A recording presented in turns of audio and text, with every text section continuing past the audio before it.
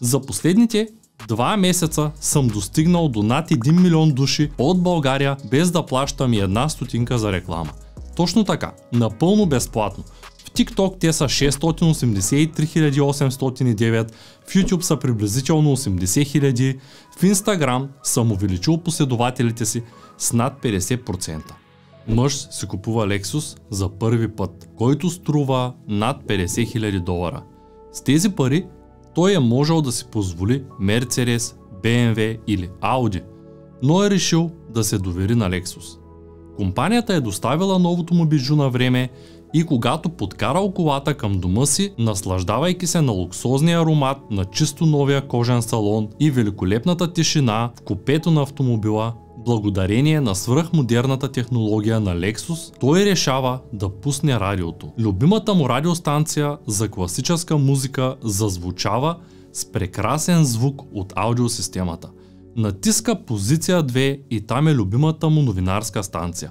Посочва 3 и чува отново любимото радио и решава да смени на 4. И там е отново любима негова станция. Изобщо всички станции са така, както той би ги записал в своя автомобил по негов вкус. Клиентът знае, че използва умен автомобил, но започва да си мисли дали не се е побъркал. Но не е така. Представете си как още в салона на Lexus продавача е записал всички станции на предишния автомобил на собственика и ги е предал към екипа, за да ги програмират преди доставката на новия автомобил. Клиентът е очарован. Сега той има усещането, че автомобилът е точно това, което желае и управлява своята мечта. Никой не е казал на човекът от автосалона да прави това. Но тази стъпка, която са направили от Lexus, не е струвала нищо на компанията, но е създала взаимоотношения с този клиент за цял живот с бранда на Lexus, изразяващи се в 6-цифрена сума при покупка на следващ автомобил. Именно това желание от дилъра на Lexus е основната причина за налагането на марката в САЩ. Здравейте и добре дошли в канала отново. Казвам се Цветан Радушев, а това е моят канал за бизнес и онлайн търговия. Можете да се абонирате, за да не пропуснете бъдещи видеа, които ще ви помогнат да разберете повече за света на бизнеса и в частност онлайн търговията и инвестициите. За последните 2 месеца съм достигнал до над 1 милион души от България, без да плащам и една стотинка за реклама. Точно така, напълно безплатно. В TikTok те са 683 809, в YouTube са приблизително 80 000, в Instagram съм увеличил последователите си с над 50%. Рекламата поскъпва и често чувам тези думи. Наистина ли рекламата е най-важното перо във вашия бизнес? Днес ще говорим за безплатен и платен маркетинг. Но разбира се, преди това ще отговорим на въпроса какво всъщност е маркетинг. Много хора си мислят, че маркетингът е просто рекламиране на определени продукти. Но това далеч не е така. Какво тогава е маркетинг, Цецо? Маркетингът е управляване на печеливши взаимоотношения с клиентите. Неговата цел е да създаде стойност, която да привлече вниманието им и съответно да получи стойност. Apple изпълва със съдържание своето мото "Мисли различно", с различни блестящи иновации и от своя страна печели верни фенове, които плащат луди пари за продуктите на компанията. Самият прогрес е доста сложен, но съм подготвил графика, която ще ви покаже как изглежда желанието на клиентите. Важно е да разберем какво точно желаят нашите клиенти. Създаване на стратегия, вдъхновена от клиентските желания.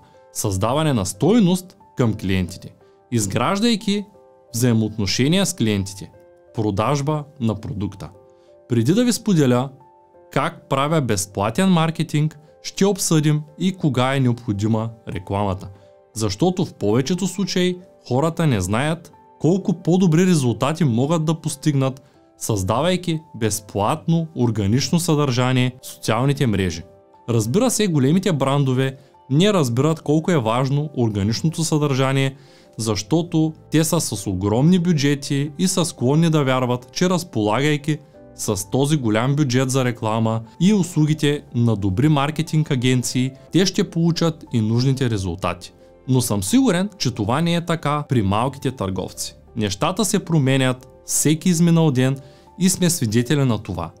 Това е и основната причина да продавам в Amazon и eBay. Ето и два от магазините в Amazon и техните резултати през последния месец. Благодарение на Amazon мога да продавам без да плащам за реклама. Ако искате да направите консултация с мен как да стартирате своят бизнес в Amazon, можете да ме потърсите на supportmaimunka.smpro.net. Маркетингът се променя постоянно. Може би сте забелязали, че изчезнаха хората, които хлопат на вратата, предлагайки тигани и други уреди. Хората, продаващи прахосмукачки, все по-рядко предлагат да почистят дома ми безплатно. Това е истината. Този тип маркетинг от врата на врата вече не работи. Това, което все още съществува като мит е, че можете да печелите добри пари от уебсайт, който е базиран на Shopify или подобна платформа и без почти никакви усилия да създадете страничка тип фония и с една елементарна Facebook кампания да напечатате пари. Уви! И това е сложно и работи за тези, които имат време и хвърлят доста ресурс, докато научат какво точно да направят. Вие какво мислите? Рекламите ефикасни ли са в момента? Оставете това в коментарите под видеото. Какво всъщност е най-важното за изграждане на правилните реклами, Цецо? Факторите са много, но аз ще спра на най-важните 5. Първата тема е създаването на стойност за клиентите. Звучи лесно, но когато започнем да го правим, разбираме, че е изключително трудно да създадем стойност, която да подплати нашите продукти или услуги. Второ, добре позиционирания бранд е много силен актив. Трябва да знаем как да създадем и развием собствен бранд, за да имаме добри резултати. Трето, направление, по което трябва да работим е мениджмънтът. Съветвам ви да не пускате реклами преди да знаете какво точно искате да постигнете с тях и да познавате изцяло вашите клиенти преди стартиране на кампанията. 4. Използване на нови маркетинг технологии. Тук отбелязвам, че не винаги познатите Google, Facebook, Instagram дават добри резултати, защото пак най-важното е къде е нашата аудитория. И последният важен аспект – как ще позиционираме своите продукти или услуги в чужбина. България е много малък пазар, който непрекъснато се свива и моят съвет е да планирате бизнеса така, че ако още от самото начало не започнете в България, то в определен етап той да има развитие в чужбина. Казвайки малък пазар, всъщност искам да спомена и нещо много важно за подбора на клиенти на компанията. Малко са фирмите, които днес все още практикуват истински масов маркетинг. В днешно време компаниите осъзнават колко е важно да насочат посланията към правилната група клиенти. Amazon все повече набляга на това да обслужва с приоритет и с други услуги техните прайм абонати, защото основните приходи на компанията идват именно от тези клиенти, които използват абонамента на Amazon. Best Buy, например, е веригата, която въведе Customer Centricity, централност на клиентите, и с нея на помощ раздели своите клиенти на ангели и демони. Целта на компанията е ангелите да останат като клиенти и тя да се отърве от демоните. По статистика, добрите клиенти, наречени ангели, всъщност са 20% от общия брой и те генерират по-голямата част от приходите на компанията. Другите 80% са клиенти, които компанията не желае, защото са хора, които масово връщат стоките или правят пазарлъци. Това са хора, които купуват от компанията при оценени артикули и след това ги продават в eBay, за да спечелят пари. Като казах eBay, можете да ме станете клиент от първия линк в описанието на това видео, за да започнете да продавате. Това е добра възможност за допълнителен, а защо не и за основен доход. Нека се върнем към историята. Компанията Best Buy всъщност не се спря с разделянето на клиентите на ангели и дяволи. Тя създаде програма за лоялност, която се казва Reward Zone. Зона за награди. Съгласно нея, редовните клиенти могат да печелят точки за намаление при бъдещи покупки. За да разколебае демоните, Best Buy не им изпраща съобщения и дори въвежда нови 15% такси за тях, когато презареждат своите карти. От друга страна, Най-добрите купувачи се разделят на 5 групи.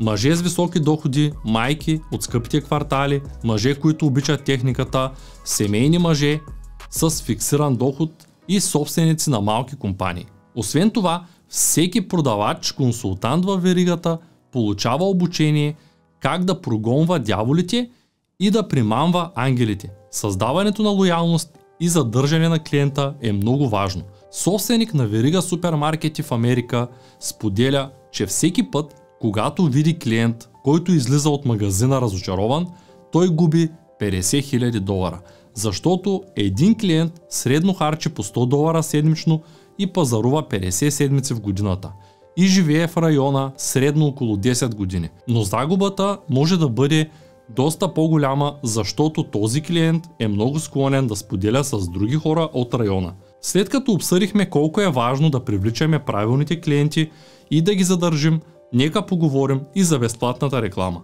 Ако вашите продукти или услуги имат реална стойност и вие изготвите правилен потребителски профил, то най-добрият начин в момента е да създадете силно присъствие на вашия бранд в социалните мрежи и това ще гарантира постоянен поток от клиенти и пропорционално увеличаване на клиентите във времето. Нека сега съпоставим органичния и платения маркетинг. Органичният не може да бъде предсказан, а платеният зависи изцяло от бюджета на рекламата. Органичният не може да таргетира последователи, платеният изцяло зависи от кампанията, която използваме.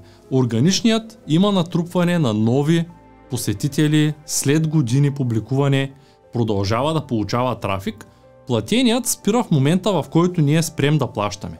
Органичният е бавен за развитие, за разлика от платеният, който има моментален ефект.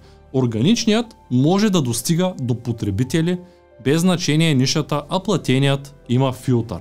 Органичният има лимитирана статистика, докато платеният може да оптимизира всеки елемент на рекламата по-отделно. Вие от кои сте? От тези, които искат да създават органично съдържание или от тези, които искат да си плащат, за да достигат до техните клиенти? Искате ли да създам повече видеа по темата? Напишете това в коментарите. И не забравяйте да гледате видеото как да увеличим печалбата без да плащаме за реклама. Благодаря ви!